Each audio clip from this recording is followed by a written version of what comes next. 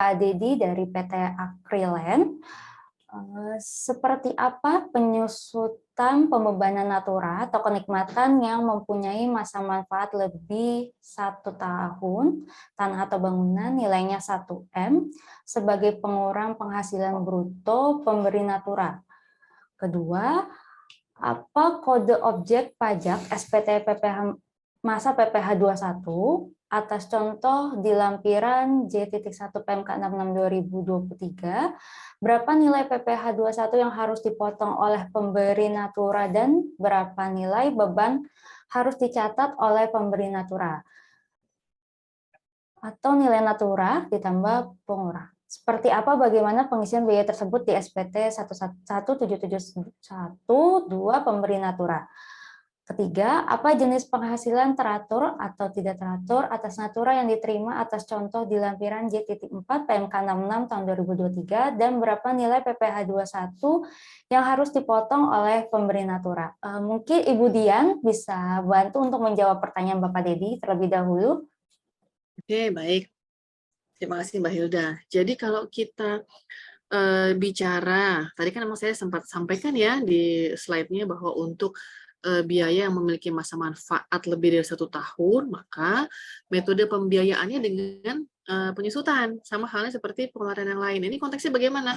Konteksnya kalau imbalan atau penggantian ini misalnya diberikan dalam bentuk bentuknya itu kenikmatan. Bentuknya kenikmatan, ya kenikmatan ini misalnya adalah mobil. Mobil itu kan kalau di dalam undang-undang perpajakan kan disusunkan dalam jangka waktu 8 tahun, lebih dari 1 tahun ya. Nah, pembebanan atas kenikmatan tadi, bagaimana menghitungnya, karena misalnya mobilnya punya perusahaan, maka metode pembebanannya adalah melalui penyusutan. Penyusutan dia kelompok 2 ya, misalnya metodenya garis lurus, kemudian disusutkan setiap tahun berapa nilai penyusutannya, berapa actual cost-nya, itulah yang menjadi penghasilan, yang menjadi kenikmatan yang merupakan objek pajak atau lengkapnya yang menjadi imbalan dalam bentuk kenikmatan yang akan digabungkan dengan imbalan dia yang lainnya di bulan tersebut. Seperti itu ya. Jadi berapa actual cost-nya? Oke, kalau dia tadi saya contohkan mobil, biaya penyusutannya. Karena dia punya masa manfaat lebih dari 1 tahun. Seperti itu ya pertanyaannya kira-kira ya. Nah, kan pembebanan jadi sama. Dari sisi perusahaan yang membebankan penyusutan, dari si penerimanya menambahkan tambahan penghasilan atas imbalan dalam bentuk kenikmatan tadi senilai penyusutannya. Dan kalau ada biaya lain terkait dengan fasilitas tadi, terkait dengan kenikmatannya, misalnya dari mobilnya itu kan ada biaya bensinnya, biaya tolnya, biaya perawatannya. Nah, tapi kan biaya-biaya tersebut kan habis dalam 1 tahun nih.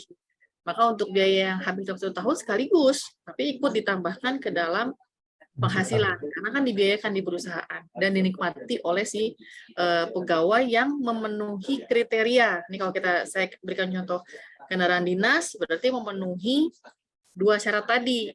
Ya, artinya kalau dia adalah pemegang saham atau dia memiliki penghasilan bruto rata-rata dalam 12 bulan terakhirnya itu lebih dari 100 juta. Nah, maka tadi dia akan ditambahkan penghasilannya sebesar nilai penyusutannya untuk kendaraan, ditambah biaya-biaya lain yang dikeluarkan sehubungan dengan pemanfaatan kendaraan tadi. Semoga clear ya Mbak Hilda ya? Ya, terima kasih Ibu Dian untuk jawabannya. Oke. Untuk pertanyaan kedua ya? Ya, untuk pertanyaan kedua, kode objek pajak SPT masa PPh 21 atas contoh di lampiran J.1 PMK 66 tahun 2023. Saya harus lihat contohnya ini, nggak hafal juga contoh J1 yang mana ya. Tapi intinya kalau PP 21 ini kan digabung ya, jadi tidak ada kode objek pajak khusus ya, Pak Wayan ya. Betul ya. Jadi digabung saja dengan gaji kita katakan ya, yang diterima setiap bulan oleh pegawai. Nah, maka apabila ada tambahan natura atau kenikmatan dalam bulan tersebut langsung digabung saja. Jadi tidak ada pemisahan. Nah, kemudian nanti di SPT bedanya ketika kan bagaimana pengisian biaya di SPT 1771.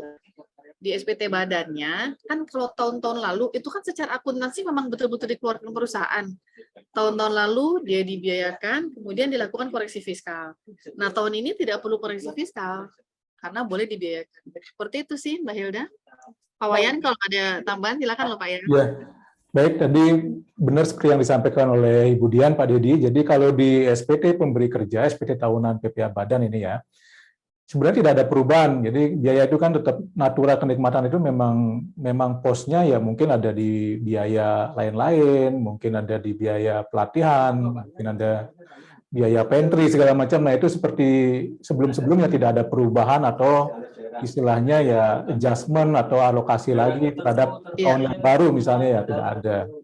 Ya hanya sekarang bedanya perlakuannya saja. Kalau dulu kita rekonsiliasi fiskal, kita koreksi fiskal positif, ya sekarang tidak perlu karena sekarang sudah boleh dikurangkan dari penghasilan bruto. Nah, tapi dampaknya adalah ya karyawan harus kita potong gitu kan ya, yang menerima itu harus kita potong WPH pasal 21-nya sebagai tambahan penghasilannya, sebagai penghasilan dari karyawan, gitu kurang lebih ya Pak Dede ya. Ya, betul sekali ya. Jadi bukan pajak baru, tidak perlu di-reclass juga ya Pak Wayan ya. Tidak perlu ada reclass ya, hanya beda perlakuan, kemudian ya mungkin di SPT 1721A1 nanti akan ada tambahan penghasilan berupa natura, itu aja bedanya Pak. Kalau sebelum-sebelumnya kan tidak ada tambahan penghasilan berupa natura atau kenikmatan. Nah, sekarang ada nanti tambahan penghasilan berupa natura atau kenikmatan yang akan dipotong PPh pasal 21.